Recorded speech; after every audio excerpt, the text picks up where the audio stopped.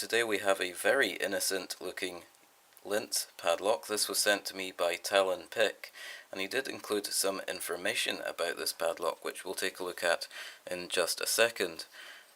At first glance it looks like a very standard 40mm padlock with a hardened steel shackle.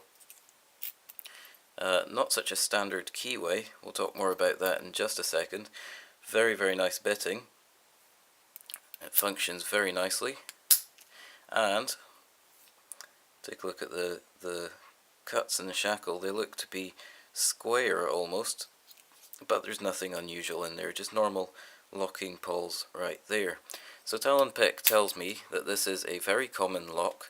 It's used by electrical supply companies to lock up their supply boxes, and only the authorized maintenance personnel have access to the keys.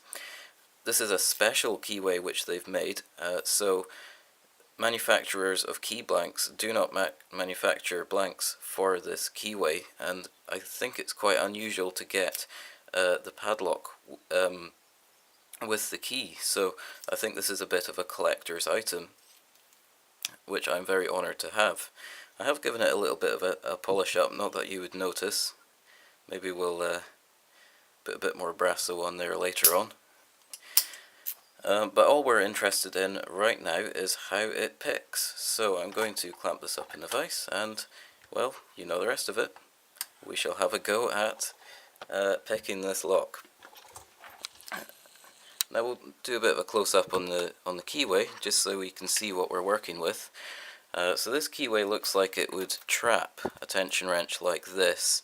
So that's not how we're going to tension the lock.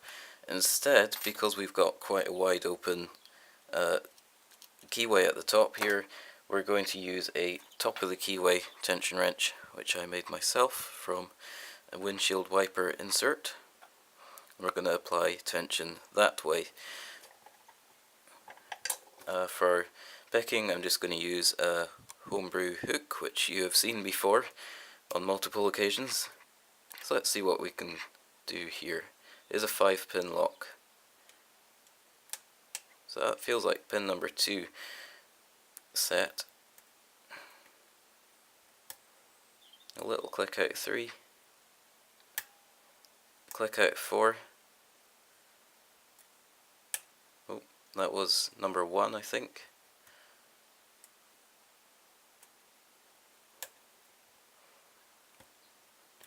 I'll prod around the back here. 4 again.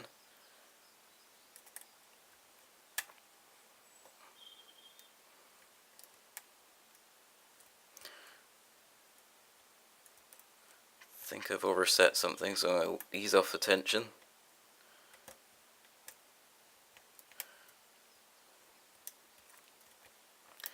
And we'll just have a prod about. Okay, so I think I'm oversetting the last pin, pin number 5. So we're going to try that again. That's 2, 1.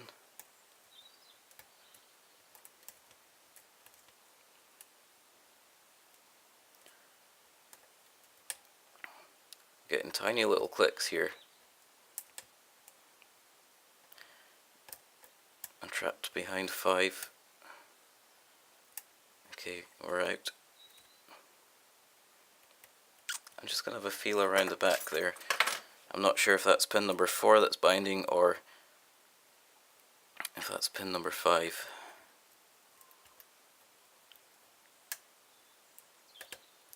Oh, we're open. So it turned out that pin number 5 did need a little bit of a nudge.